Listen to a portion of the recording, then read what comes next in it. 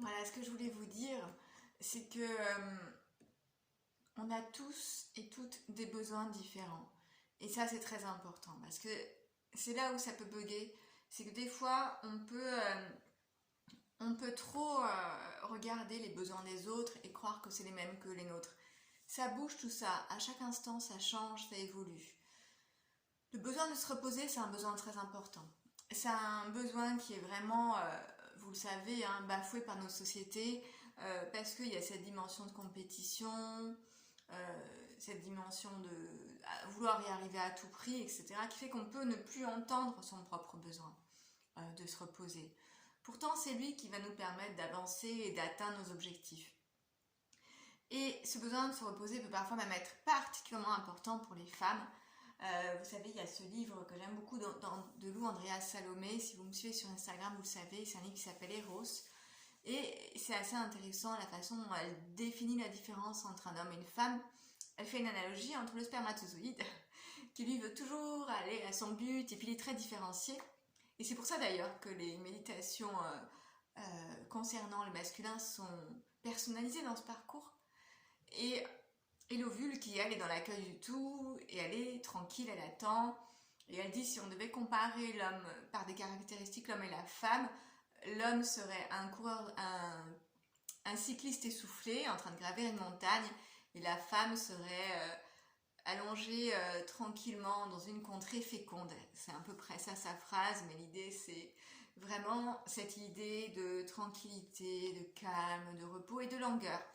Et on en parlait avec un ami récemment, c'est penser aussi aux actrices des années 50, tout à fait affalées, et ce côté très ultra féminin qu'elle dégageait, qui s'exprime vraiment dans cette lenteur.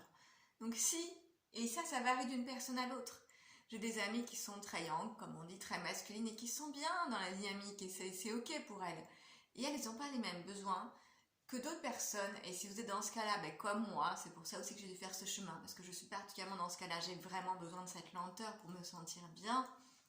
Et si comme moi, vous êtes plus proche de ça, parce qu'on est tous en train de devenir androgynes, hein, donc peu importe aussi pourquoi et comment, et peut-être que je me trompe, peut-être qu'on n'est pas en train de devenir androgyne d'ailleurs, parenthèse. En tout cas, ce qui compte, c'est comment vous vous sentez aujourd'hui. Et si comme moi, vous avez peut-être davantage besoin de calme et de lenteur pour vous sentir bien et vous nourrir, et puis pour aller voir à l'intérieur et pour transformer, et si vous ne faites pas ça, vous n'allez pas vous sentir bien, vous n'allez plus être en phase avec vos besoins. Donc vous allez peut-être avoir besoin de plus de repos que les autres. Moi, je sais que les phases de repos sont vraiment très créatives pour moi, parce que c'est par le repos que je travaille. Il y avait une très belle phrase de Monet, parce que les hommes aussi sont reliés à ça, les artistes en particulier, et d'ailleurs c'est intéressant, Lou Andrea Salomé, elle compare les artistes aux femmes dans ce livre, elle explique la différence, mais c'est pas mal, peut-être que je vous en parlerai un petit peu dans le parcours de ça. Et en tout cas, il y a une phrase de Monet où il explique, je l'ai plus cette phrase, je la trouve, une citation, il explique qu'en fait, quand il est en train de rien faire, de se reposer, il travaille, et que quand il peint, c'est la libération, c'est son repos en gros. Voilà, et c'est exactement ça. C'est de voir les choses un petit peu différemment. Et donc, ces phases de repos, moi je sais que par exemple, je suis en train de créer, travailler, et puis d'un coup, je vais avoir un coup de bambou, comme on dit, un coup de fatigue. C'est mon corps qui m'appelle, il veut que j'aille chercher des choses à l'intérieur, il veut que je transforme quelque chose, c'est mon instinct qui me réveille pour me dire repose-toi, tu vas voir, il y a des choses qui vont arriver, tu as besoin d'être nourri autrement. Et nourri par l'inspiration. Donc c'est très chouette. Donc et dans ces moments-là, c'est des moments où ça va beaucoup se transformer en moi. Voilà, il y a des choses qui vont évoluer. C'est comme si ces coups de bambou, ils arrivaient là pour dire tu prends pas la bonne direction.